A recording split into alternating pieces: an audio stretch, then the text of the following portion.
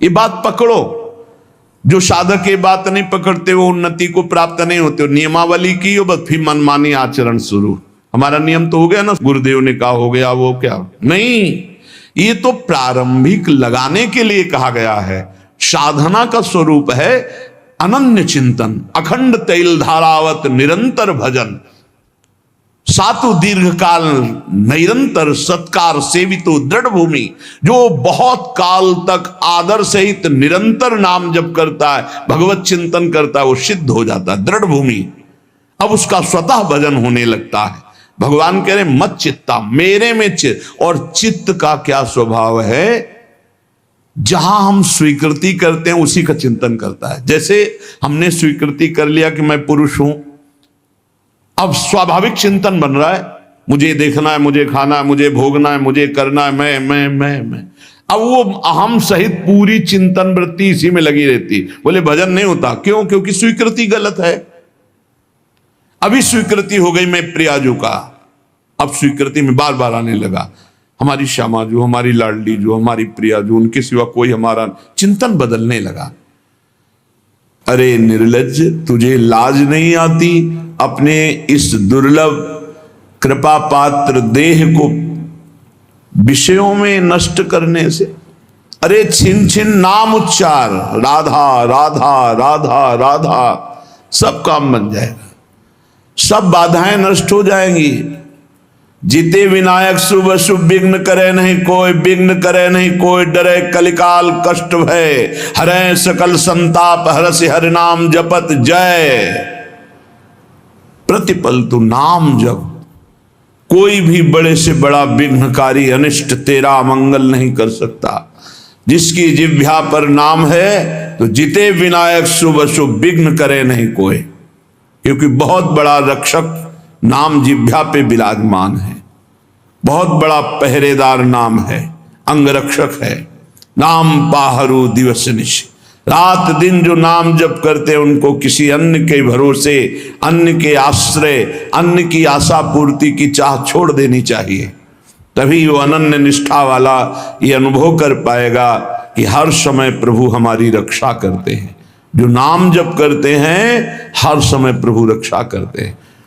उपासक सोता है और प्रभु जागकर उसकी रक्षा करते हैं।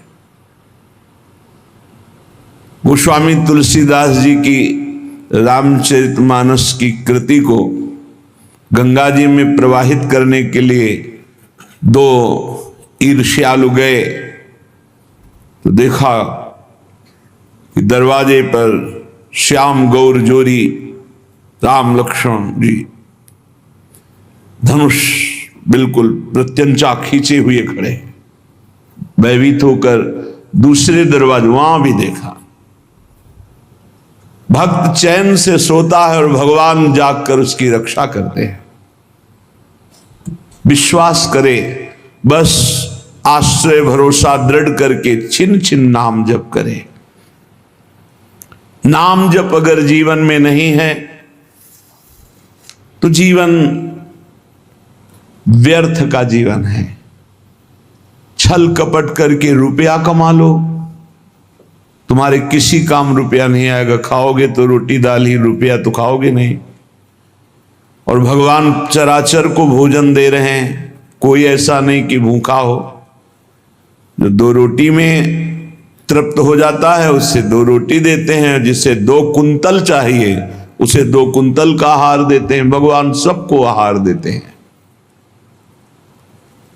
अगर तुम मनुष्य शरीर धारण करके केवल आहार और भोग और रुपया पैसा मान प्रतिष्ठा में जीवन नष्ट कर दिया तो क्या दुर्लभता रही इस मनुष्य जीवन की। 84 लाख योनियां, ये निद्रा भय आहार मैथुन सबके है।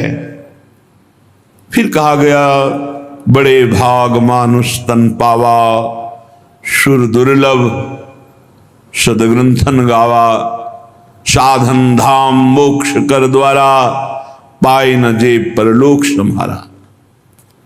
बड़ा दुर्लभ, देव दुर्लभ मनुष्य शरीर है। सबका जितने मानव देह धारण किए बड़ा देव दुर्लभ, क्योंकि इससे आप जितनी ऊंचाई पर चढ़ना चाहें चढ़ सकते हैं। जितना नीचे गिरना चाहे गिर सकते हैं, लेकिन अन्य योनियों में कर्म के परिणाम रूप उच्च नीच गतियां होती हैं। वो नवीन कर्म नहीं कर सकते, आप नवीन कर्म कर सकते हैं। आप साधना करके मोक्ष प्राप्त कर सकते हैं, भगवान में तन्मय होकर भगवत स्वरूप हो सकते हैं, योग की दिव्य सिद्धियां प्राप्त कर सकते हैं, स्वर्ग ब्रह्म लोक जहां जाना चाहो, कैलाश साकेत वैकुंठ सब प्राप्त कर सकते हैं आप मानव देह में। पर भूल गए, हम वही भोगने में लग गए जो अन्य योनियों में स्वाभाविक मिलता है। अमर्यादित मैथुन पशु पक्षियों में, उसके लिए जीवन नष्ट कर देना, भोजन उसके लिए, बस इतना ही तुम्हारा लक्ष्य है, रसेंद्री और जनेंद्री का भोग मिल जाए। रुपया तो केवल भोग मिलता है इसलिए है, उसका कोई महत्व नहीं। वो महत्व है कि उसको हम भोग प्राप्त करने के लिए प्रयोग करते हैं, बस इसलिए रुपये में महत्व है। खास बात है रसेंद्री और जनेंद्री, इन दो के भोग। ये बड़ा गंदा शरीर है, बड़ा गंदा शरीर है। क्या इसमें देव दुर्लभ कहा गया है, पर देवताओं में ऐसा नहीं होता। निकल जाए तो सौरभ से वातावरण युक्त हो जाएगा, और आपके शरीर के हर जगह से दुर्गंध आती है, क्योंकि मल मूत्र बनाता है। विनमूत्र श्लेष्म पूषादिक भरितमिदम, इसमें क्या भरा हुआ है? मल मूत्र श्लेष्मा, गंदी चीजें। ऊपर से चमड़ी चिपकी हुई है, उससे आकर्षण होता है। अत्यंता अशुचि, बड़ा अपवित्र है। चाहे जहां स्नान कर लो, चाहे जिस तीर्थ में, एक रेशम के थैले में विष्ठा और मूत्र भर लो थैली में, और ऊपर से उसे कहीं भी डुबाओ, तो ये रहस्य जानने वाला कि इस थैले में क्या भरा है, वो कभी उसे छूना नहीं चाहेगा। चाहे जिस पवित्र स्थान में उसको गोते लगा के लाओ, यही लगेगा यह पवित्र है। इसलिए श्रीपाद करें अत्यंता अशुचि बीभत्स घृणास्पद और अपवित्र। क्यों? यही मलाशय मूत्राश्रय है, ऊपर से चमड़ी केवल है। हम नहा लिए तो बोले हम पवित्र हो गए, वो है अंदर। पवित्र तो हो गए जब भगवान का चिंतन होगा। अगर भगवान का चिंतन नहीं तो आप कहीं भी आओ, पवित्र नहीं हो सकते। बाह्य और भीतर पवित्रता भगवान की स्मृति से है। अपवित्र पवित्रो वा सर्वावस्थांगतोपि वह यह स्मरेत पुंडरीकाक्षम सवायाभ्यंतर शुचि। वो बाह्य और अभ्यंतर से परम पवित्र हो जाता है जो भगवान का स्मरण करता है। खास स्नान पवित्रता है भगवान का स्मरण। अगर बाहर से नहा लिया, भगवान से संबंध नहीं, भगवत भजन नहीं, तो क्या है? चमड़ी भर धो ली, अंदर तो मलई मूत्र भरा है। अत्यंता अशुचि बीभत्स घृणास्पद देहादौ नैव करचित। इस देह से अपना संबंध मत रखो। यहां संबंध की क्या बात, मैं ही हूं ऐसा माने हुए हैं। इतना जोर का संबंध है कि ये हम भूल गए कि हमारी देह है। हम ये मान लिए कि मैं ही देह हूं। देख लो आप कैसे, तो आप बोलेंगे गोरे काले स्वस्थ अस्वस्थ, तो देह का ही परिचय तो बता रहे हैं। मैं को देह में मिला दिया। मेरा तो चलो थोड़ा दूरी करके वर्णन हुआ, लेकिन मैं ही शरीर हूं, बस यही भावना। कितना घोर अज्ञान अंधकार छा गया। कह रहे देहादौ नैव करचित। इस देह में मैंपन भूल करके भी मत करो, नहीं तो नष्ट हो जाओगे। क्या नष्ट हो जाओगे? मूले सर्वात्मार्थोर्विघ्नं कलय यदि मनोयोषिताम भावनिघ्नं। तुम्हारा परम मंगल होने के लिए मानव देह मिला, और तुमने अपने को देह मान लिया, स्त्री मान लिया, पुरुष मान लिया। भोगों के लिए मन ललचाएगा, क्योंकि देह भाव में भोग है। भगवत भाव और ब्रह्म भाव, दास भाव, सख्य भाव, कांता भाव, इनमें कहीं काम नहीं है। ये जो सिद्ध भाव है इनमें काम नहीं। देह भाव में ही सारी कामनाएं विकार हैं। अगर तुम इस अपवित्र देह में मैं को मिला दिया तो इसका परिणाम होगा बार बार जन्म, बार बार मरण, अशांति, चिंता, शोक, दुख, ये सब प्राप्त होगा। सर्वात्मार्थोर विघ्नम, ये परम आनंद में भारी विघ्न है शरीर। कब? जब मैं को शरीर में मिला दिया। अगर मैं को अलग करके देख रहे हो जो है और शरीर को अलग करके देख रहे हो तो आप इस पर शासन कर लोगे, नहीं ये गलत आचरण है, नहीं होने दूंगा। और मैं जब शरीर बन जाओगे तो आपको सुख बुद्धि होने के कारण ये ज्ञान होने पर भी कि ये गलत है आप नहीं रोक पाएंगे। सर्वात्मार्थोर विघ्नम, केवल विघ्न ही विघ्न होगा, भारी दोष। शरीर राग से इतने दोष पैदा होते हैं, जितने ग्रंथ और पंथ हैं सब इसी के हटाने के लिए है, शरीर राग मात्र के लिए। शरीर राग से अन्य राग सब हैं। एक दो भाई, खेती का बंटवारा हो रहा है, कुछ हाथ खेती बड़े भाई वाले खेत में ज्यादा है। लड़ाई शुरू हुई, छोटे भाई ने मार डंडो बड़े भाई को मार डाला, छोटा भाई जेल गया। खेती वैसे ही पड़ी है। माया का नाटक तो देखो, एक का दिव्य मानव देह जो भगवत प्राप्ति कर सकता था वो मारा गया, एक का जेल प्राप्त हो रही। दोनों अज्ञान की दशा में जीवन को नष्ट कर दिए।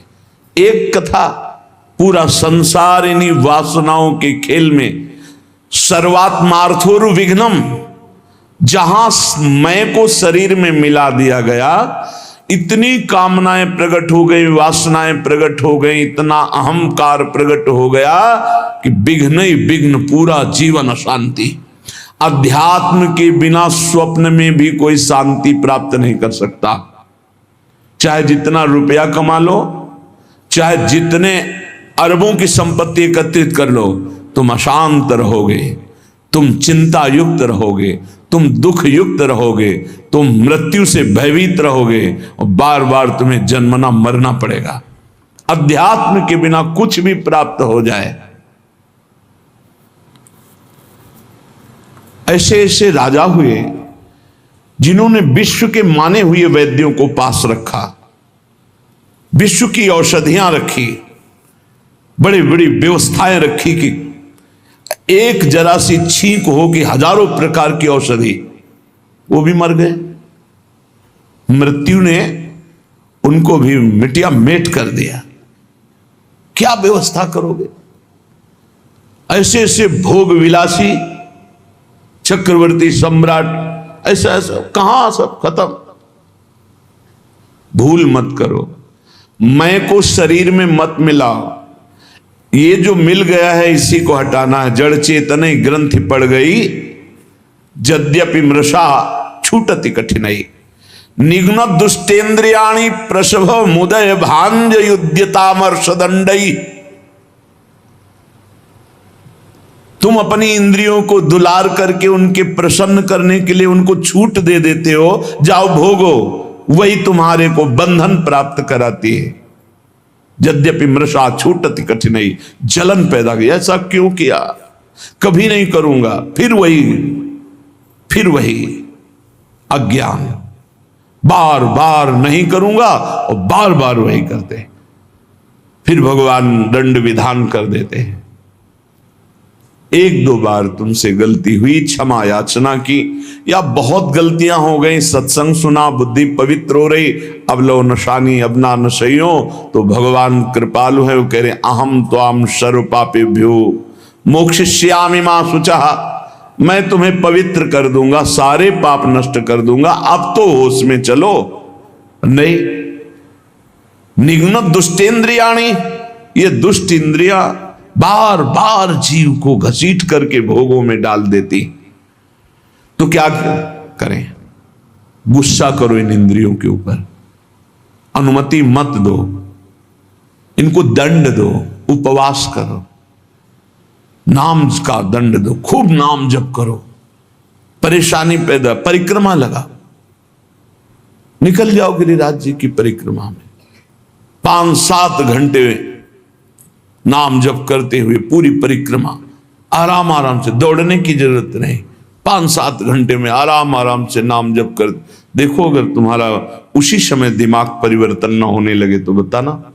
ऐसा बगीचा है संसार कि इसका मनोरंजन करने का मन हो ही जाता है, और जो मनोरंजन में फंसा हो आज तक नहीं निकल पाया। जब से सृष्टि हुई आज तक इस जादू के बगीचे से नहीं निकल पाया।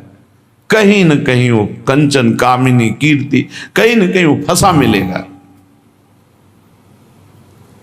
अगर आप इसे मैं को शरीर से हटा दें तो आप जीत जाए। जब तक अपने को पुरुष स्त्री मानेंगे, मैं को शरीर में मिलाए रखे, तब तक कुछ भी साधन कर लो, सवाल हल नहीं होगा। और ये होता है स्वीकृति से। स्वीकृति से बड़ा परिवर्तन सूक्ष्म शरीर पर पड़ता है आपकी स्वीकृति का। जैसे हम पहले सन्यास में थे तो स्वीकृति हो गई कि अब सन्यासी, तो स्वप्न में अपने को सन्यासी ही देखते थे। अब जब स्वीकृति हुई मैं श्री जी के चरणों का दास, अब स्वीकृति, तो इस सूक्ष्म शरीर स्वप्न में यही दर्शन कराता है। जब स्वीकृति हुई मैं श्री जी की सहचरी, तो उस स्वीकृति में ना ये भेष होगा, ना पुरुष शरीर होगा, वही स्वीकृति। स्वीकृति कर लिया मैं स्त्री मैं पुरुष, इसी स्वीकृति में सारे दोष बैठे हुए हैं।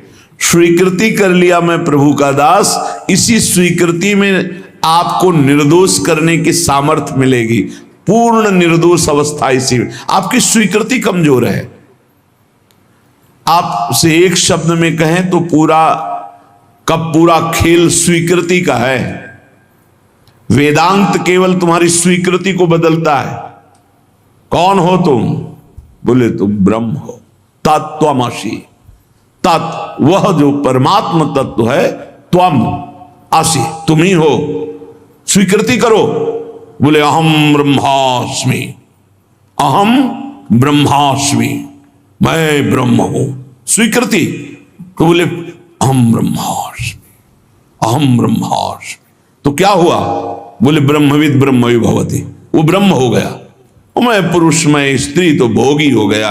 नारकी गतियों को प्राप्त कराने वाली चेष्टाएं शुरू हो गई। खास बात समझनी, मैं को शरीर में स्थापित करना दुर्गति का कारण है। मैं को ब्रह्म में, मैं को भगवान के चरणों में, नाम में, रूप में, लीला में, धाम में स्थापित करना। मैं प्रभु का दास हूं इसलिए अपने स्वामी का हर समय नाम जप करता हूं। मैं प्रभु का दास हूं इसलिए हर चेष्टाएं अपने प्रभु की प्रसन्नता के लेकर बदल गया, जीवन बदल गया। जब हम प्रभु के चरणारविंद की शुद्ध शरणागति स्वीकार कर लेते हैं तो हर विधान बड़ा मंगलमय होने लगता है। एक बार गीता वाटिका गोरखपुर में अखंड नाम संकीर्तन चल रहा था। पूज्य भाई जी श्री हनुमान प्रसाद पोद्दार जी महाराज की कृपा से बहुत ही मांगलिक दिन कट रहे थे। भगवत चर्चा हो रही, अखंड नाम कीर्तन हो रहा, बड़े बड़े महापुरुष आ रहे हैं। तो बहुत से संत महात्मा भी वहीं विराजमान थे। पूरा मांगलिक, 1 मिनट भी कहीं 24 घंटे में कोई प्रपंच वार्ता नहीं। गीता वाटिका में पूज्य बाबा, राधा बाबा और भाई जी महाराज। रात का समय 50 फूस की झोपड़ियां बनाई गई थी जिनमें बड़े बड़े संत महात्मा आकर रुके हुए थे। तो लालटेन टंगी थी। लालटेन से कब क्या कैसा हुआ, घटना कैसे घटी, झोपड़ी में लालटेन टंगी है, तो कैसे क्या हुआ कि वो लालटेन गिरी, तेल फैला, उसमें आग फैली, वो झोपड़ी में लगी, एक झोपड़ी से दूसरी झोपड़ी, और सब संत महात्मा साधक झोपड़ियों में शयन कर हाहाकार मच गया। जल्दी जल्दी जो निकल पाए नहीं, कूद करके लोग कंबल हाथ से ढक कर जो सो रहे थे उनको उठाकर बाहर लाए। बड़ा हाहाकार मच गया। प्रचंड अग्निदेव ने रूप धारण किया, सब झोपड़ी तंबू सब खाक हो गई, राख हो गई, बहुत सी सामग्री हो।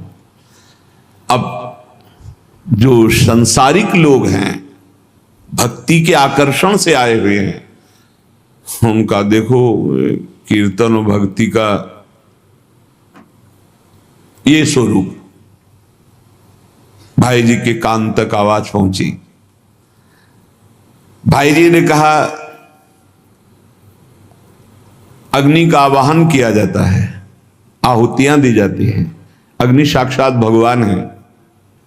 हमने तो आवाहन भी नहीं किया, मेरे भगवान इस रूप में आकर के आहुति भी नहीं दी, अपने आप आकर भोग स्वीकार कर लिया। भक्ति की दृष्टि क्या है? मेरे भगवान पधारे हैं।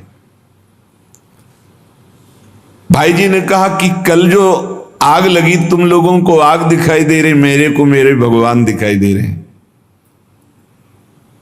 मुझे स्पष्ट दिखाई दे रहा, मेरे कीर्तन, मेरे भगवत चर्चा करने से भगवान अग्नि रूप धारण करके आनंद उल्लास से युक्त होकर के ये भोग स्वीकार किया।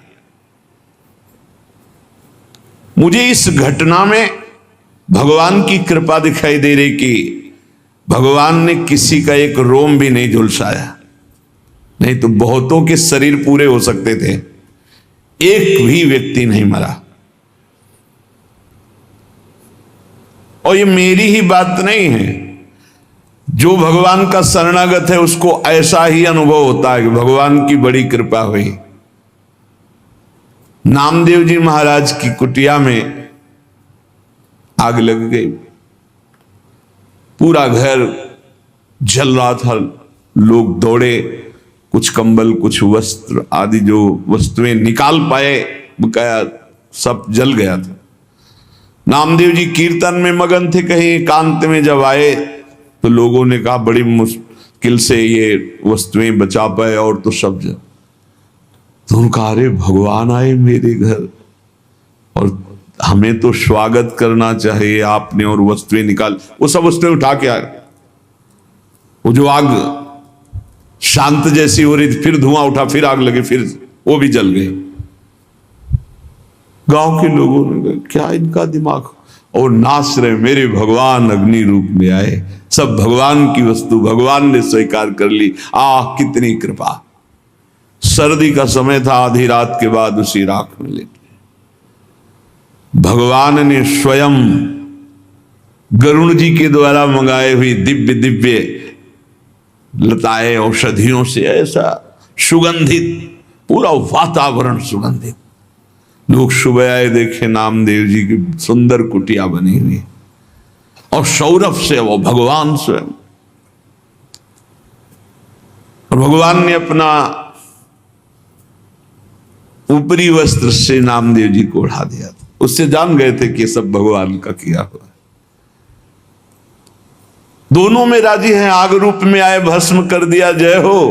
आप आकर के ऐसा निर्माण, जय हो आपकी, जोई जोई प्यारो कर सोई। लोगों ने कहा महाराज रातों रात इतना सुंदर तरण का महल बन गया एकदम, और इतनी सुगंधित, इतना आकर्षण, हम भी बनवाना चाहते हैं। बोले हाँ, हमारा कारीगर बड़ा महंगा है। कितना रुपया लेगा? बोले जितना है सब जला दो, उसके बाद वो आएगा। अपने घर फूंक तमाशा देखे तब हमारा कारीगर आता है, एक भी नहीं बचना चाहिए। आसक्ति और राग का विषय। भाई जी महाराज बोले जो उपासक सर्वतोभावेन भगवान को समर्पित है, चाहे वो भक्त हो या ज्ञानी हो, वो हर घटना में निश्चल और भगवत कृपा को देखता रहता है। वो वास्तविक भगवत कृपा होती है। बहुत बहुत उत्तम, बहुत उत्तम। भगवान के विधान को आप समझना शुरू कर देना तो हर चेष्टा भगवान आपको ऊपर उठाने के लिए करते हैं। जो भगवान को समर्पित हो जाता है, एक सिद्ध महात्मा बंगाली महात्मा थे, उन्होंने कहा जे करे हमारा तार करी सर्वनाश। जो हमसे प्यार करेगा, देख लो, जे करे हमारा आस तारे करी सर्वनाश। क्या सर्वनाश? विघ्नों का सर्वनाश, विकारों का सर्वनाश, दुख का सर्वनाश, चिंता का सर्वनाश, जन्म मृत्यु का सर्वनाश। लोग डर जाते हैं। भगवान की भक्ति अविनाशी सुख देती है। जब तक भगवान नहीं मिलते तब तक ये खेल चलाते रहेंगे। भगवान जहां हो वहां से हटाते रहेंगे, पक्की बात है। जहां भी लगोगे वहीं से आगे बढ़ाते रहेंगे। हमारे लोगों का स्वभाव एक चिपकू स्वभाव, जिस विषय में चिपके बस उसी को जीवन भर लेके बैठे रहे। जिस बात को, जिस घर, जिस मकान, जिस शरीर, उसी में जितना कर लिया वो उतना ही, आगे नहीं। सच्चिदानंद तक पहुंचने के लिए भगवान कह रहे जे करे हमारा तार करे सर्वनाश। जहां चिपकोगे वहीं दिया सिलाई लगा दी, आगे बढ़ो, आगे बढ़ो। और ऐसी जगह पहुंचा दिया जहां दो बचे ही नहीं। प्रेम गलियत साकरी तामे दो, दो नहीं है, दो नहीं, पक्का दो नहीं, वही एक ही एक है, एक ही एको हम, एको ब्रह्म द्वितीयो नास। पक्का समझो, द्वितीयो नास्ति। ये जो दो दिखाई दे रहा है, द्वैत दिखाई दे रहा है, इसी का सर्वनाश करते हैं भगवान। इसी का नाश करते हैं, द्वैत का नाश करते हैं, अनेकत्व का नाश करते हैं, विकारों का नाश करते हैं। इसीलिए सर्व शब्द है। जो नहीं समझता इस बात को, वो उस प्राकृतिक बातों में ले जाता है। जब तक ये शरीर मेरा है तब तक भगवत साक्षात्कार नहीं होगा। सुन लीजिए, जब तक धन मेरा है, मकान मेरा है, रिश्तेदार मेरे, नातेदार मेरे, संबंधी मेरे, भगवान की अनुभूति नहीं होगी। कल एक साधक प्रश्न कर रहे थे कि भगवान आप कहते हैं हर समय साथ हैं, कैसे साथ है, कैसे प्रमाण माने?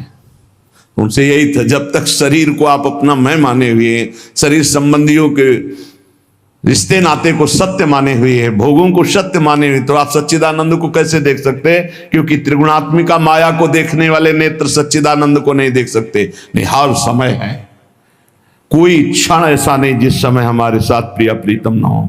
हर समय बिल्कुल एकदम नजदीक, एकदम नजदीक। ये शरीर भी नजदीक नहीं है, इतने नजदीक प्रिया प्रीतम रहते हैं। ये कब अनुभव होगा? हमें क्यों अनुभव नहीं होगा? तो गीता जी में भगवान स्पष्ट कह रहे हैं, मय्ये वमन आधत्स्व मयि बुद्धिम। मेरे में बुद्धि, मेरे में मन। भगवान कह रहे हमारा मन कहां लगा हुआ है? शरीर में, भोगों में। बुद्धि कहां है? संसार में। मय्ये वमन आधत्स्व मयि बुद्धिम निवेशय। तो निवेशस्य से मय्ये व अत ऊर्ध्वम न संशया। बिल्कुल संशय नहीं, तो मेरे में ही निवास करेगा, मेरे में ही निवास करेगा। अब इस राशि को समझ ले, मेरे में ही निवास करे मतलब तू रहेगा ही नहीं, मैं ही मैं रहूंगा, मैं ही मैं। श्री कृष्ण ही ब्रह्म नहीं, माया नहीं, नहीं जीव नहीं काल, अपनी सुदिना रही एक रहे हो नंदलाल। ये समझो, केवल हमारा कर्तव्य इतना है इस मानव देह को लेकर, मय्ये मन आधत्स्व मयि बुद्धिम निवेशय। मैं अपने मन को, बुद्धि को प्रभु के चरणों में समर्पित कर दूं, बस इतनी साधना है। इसके आगे की सारी बात अपने आप अनुभव में आ जाएगी कि मैं कौन है और तू कौन है। अब ये समर्पित कैसे हो? भगवान ने तो आज्ञा कर दी, मय्ये मन आधत्स्व मयि बुद्धिम निवेशय। तुम्हारा कर्तव्य है कि तुम अपना मन और बुद्धि मेरे में लगा दो। तो भगवान उसका साधन भी बता रहे हैं, बहुत जोर का साधन बता रहे हैं। मन बुद्धि भगवान में कैसे अर्पित हो, तो श्री भगवान कह रहे मच्चित्ता मदगत प्राणा बोधयन्तः पंतः परस्परम कथयन्तश्च माम नित्यम तुष्यन्ति च रमन्ति च तेषां सतत युक्तानां भजतां प्रीति पूर्वकं ददामि बुद्धि योगं तं येन मामुपयान्ति ते तेषामेवानुकंपार्थ। साथ में ये भी है तेषामेवानुकंपार्थ महमज्ञानजं तमः नाशयाम्यात्म भावस्थो ज्ञान दीपेन भास्वता।